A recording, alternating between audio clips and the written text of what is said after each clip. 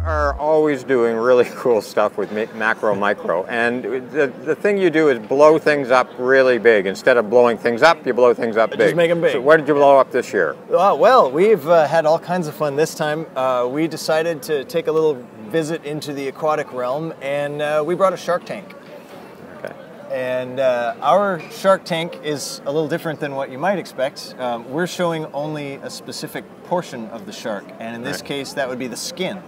Okay. You're looking now at a 3D printed enlargement of what would in real life be only about half a square centimeter of shark skin. So a very small little sample. And you've got some shark skin here, or a cast of it, I have right? a cast of shark skin right here. It has kind of a sandpapery texture to it. Right. You can just barely see all these little dots on here. Well, each of those dots is actually shaped like this. These are called denticles, which literally translates into little teeth. Right. And structurally, they're very much like a tooth, and they're rooted in the skin. They grow out on the surface of the animal, and they cover the whole shark. And what's happening is they're creating a water control system of sorts.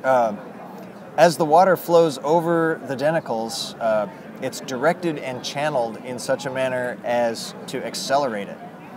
And so if you think about water going faster over the shark, the flip side of that would be the shark's going faster through the water, right?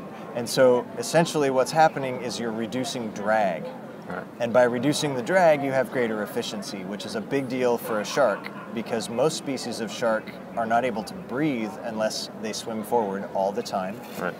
And in many instances, of course, it's helpful if you can do so quickly so you can catch your prey. Right. Sharks have no swim bladders, so if they don't swim, they sink. Right. So if you're an animal that has to move all the time, anything you can do to improve your efficiency is really a big deal. Right. And this is a really nice example of how a very small texture difference can make a huge difference energetically, nutritionally for an animal. So how big is this compared to the actual tooth? How much? Oh my gosh. That's really a good question. I haven't done the math, but it's got to be on the order of like hundreds of times larger, I would think, by the time you get to this size. Right. So let's take a look in the tank again. So what's happening here? Well, what we found, this is kind of experimental, what we found is that what we get in the tank is different than what you get with the real shark, simply because of the change of scale. When you're watching the tank, you can see that the little beads that are ripping by here, those that are closest to us out here, not flowing through the denticles, are largely unaffected, like you'd expect. But the ones that are going back into the denticle field have to find their way through that field. And here, what you're getting is almost like a little obstacle course where the water really has to find its way through there. That's because our denticles are huge. Right. At a micro scale, we don't get that effect at all. Instead, we get something quite different where the water is directed and channeled very quickly and smoothly over those denticles. But a shark can go 10 meters per second. Our pumps are nowhere near that fast.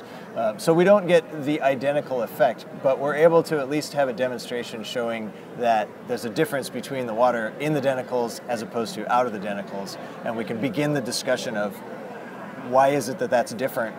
How come it only works as a macro or as a micro texture rather than at a large scale like this? And then from an engineering standpoint, what might we do with that? Right. And there are in fact products and things being developed utilizing this design, but it's important when they do it that they stick to a micro size. Right. And so this is sort of the proving ground there where you can see that, like, okay, if you're going to get this to happen, you better stick to a small scale in order to actually replicate the effect of it. Great. But at least at this size, we can see it and get a sense for what that morphology looks like. Great. Thank you very much for showing us. Oh yeah. Okay. Glad to do it.